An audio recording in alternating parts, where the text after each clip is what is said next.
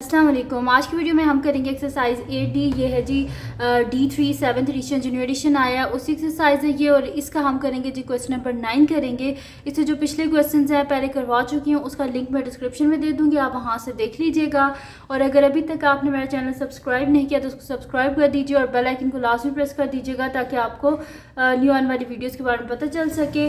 तो स्टार्ट करते हैं। क्वेश्चन नंबर 9 हमारे पास है कि triangle ABC is equal to 4 centimetres, M is the midpoint of BC such that AM is equals to 4 centimeter and angle AMB is equals to 120 degree. Find the length of AC, the length of AB and third one हमने क्या करना है, यहाँ पे हमने find out करना है ACB, angle ACB। तो यहाँ पे मैं आपको ट्राइंगल बना के दिखा देती हूँ। ये हमारे पास कुछ इस तरह की ट्राइंगल होगी। ये मेरे पास है ट्राइंगल और इसमें एक साइड होगी ये मेरे पास A, ये B और यहाँ पे C।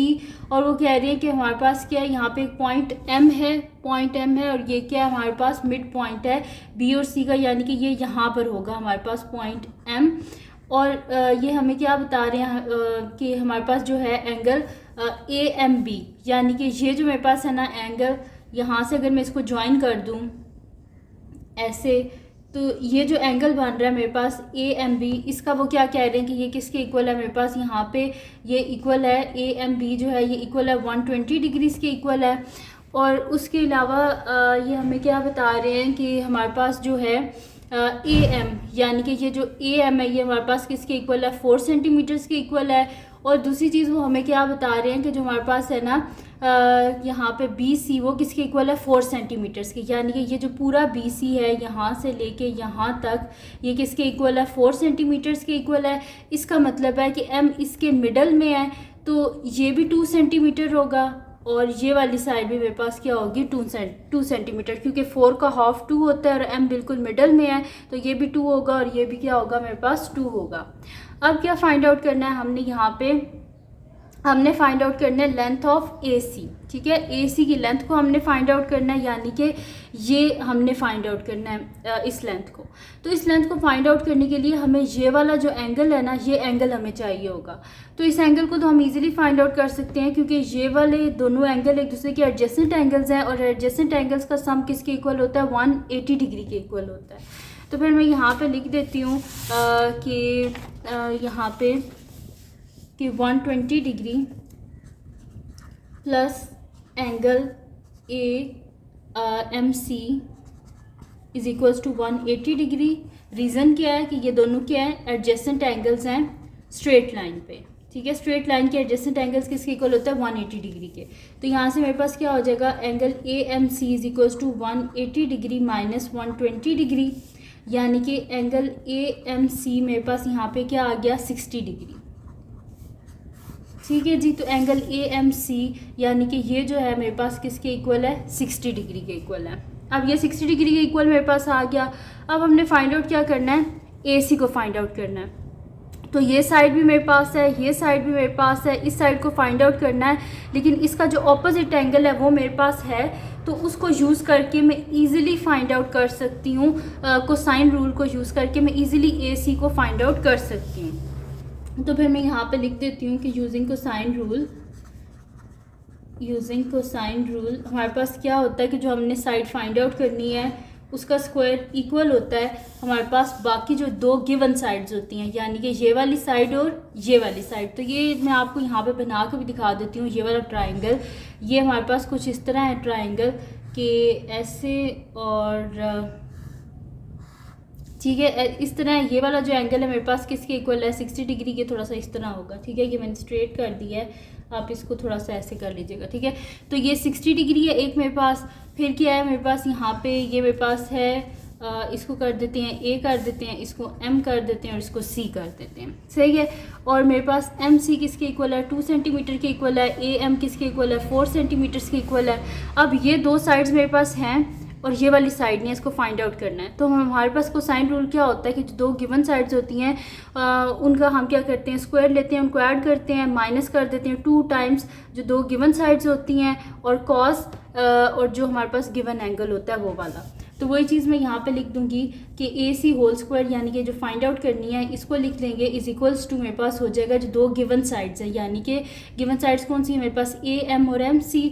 तो A M whole square plus M C whole square minus 2 times A M और एम सी, और कौन सा मेरे पास है एंगल गिवन है 60 डिग्री, तो मैं यहाँ पे लिखूँगी यहाँ पे साथ में आएगा मल्टीप्लाई बाय कॉस एंगल, ये वाला एंगल मेरे पास जो है ए एम सी।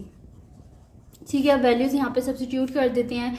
तो ए एम मेरे पास किसके इक्वल है 4 सेंटीमीटर्स के इक्वल है, तो इसका होल स्क्वायर, बल्कि आप साथ में अगर यूनिट ना लिखें तो भी ठीक है, अगर लिख देते हैं तो भी ठीक है, होल स्क्वायर प्लस यहाँ पे क्या हो जाएगा मेरे पास 2 सेंटीमीटर्स का whole square minus 2 into 4 centimetres into 2 centimetres into cos क्या हो जाएगा मेरे पास कॉस 60 डिग्री। ठीक है, तो 4 का स्क्वायर क्या हो जाएगा 16 centimetre square plus 4 centimetre square minus यहाँ पे मेरे पास क्या हो जाएगा 4 2 ज़ा 8 8 2 ज़ा 16, और साथ में क्या आ जाएगा मेरे पास सेंटीमीटर स्क्वायर, और साथ में cos 60 डिग्री को देख लेते हैं कि मेरे पास क्या आता है cos 60 इज इक्वल्स टू मेरे पास आ रहा है 1/2, तो मैं इसकी जगह लिख देती हूँ यहाँ पे इंटू 1/2।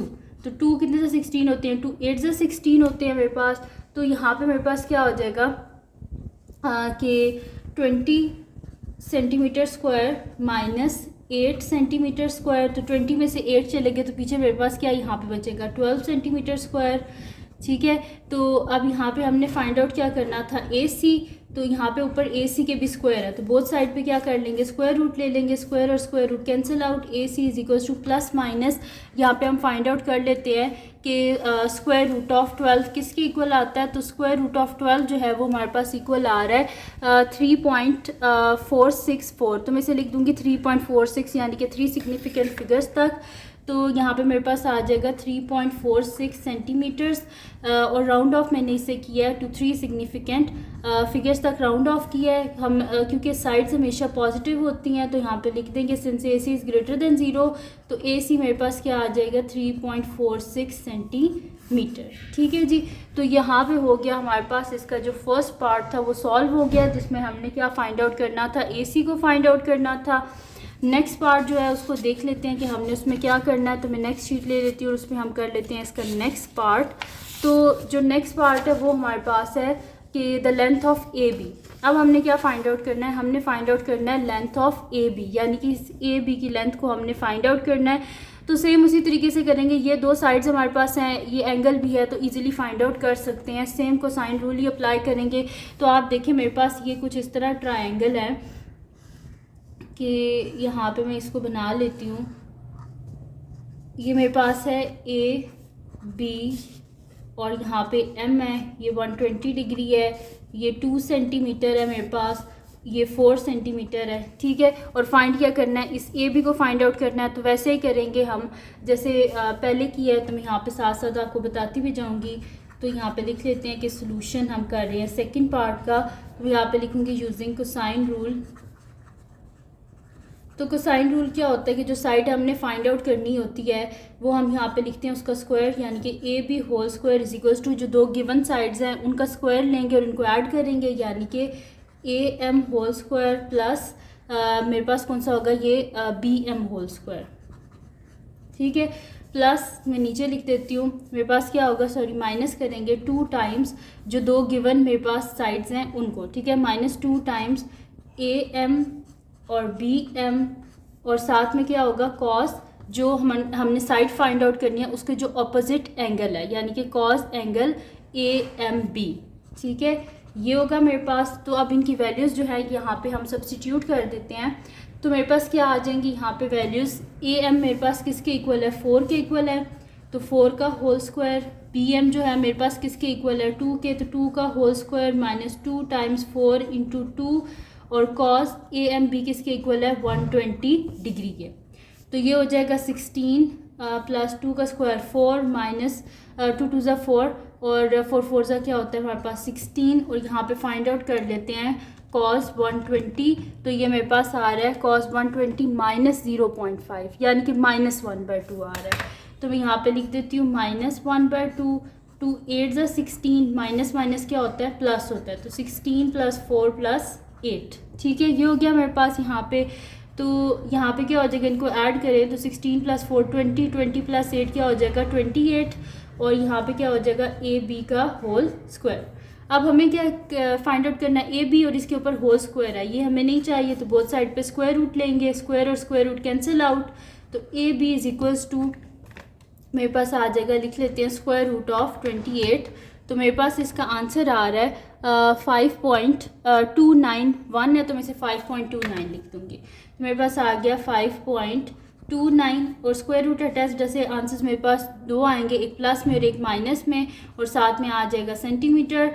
तो क्योंकि साइड जो होती है वो हमेशा पॉजिटिव होती है, तो मैं यहाँ पे लिख दूँगी since A B is greater than zero, यानी कि ए बी मेरे पास क्या आ जाएगा 5.29 सेंटीमीटर, और राउंड ऑफ मैंने इसे किया है टू 3 सिग्निफिकेंट फिगर्स। ठीक है, तो ये ए बी आ गया मेरे पास यहाँ पे 5.29 सेंटीमीटर्स। ठीक है, और यही साइड हमने फाइंड आउट करनी थी। अब चलते हैं इसके लास्ट पार्ट की तरफ, जो कि हमारे पास है जी इसका थर्ड पार्ट।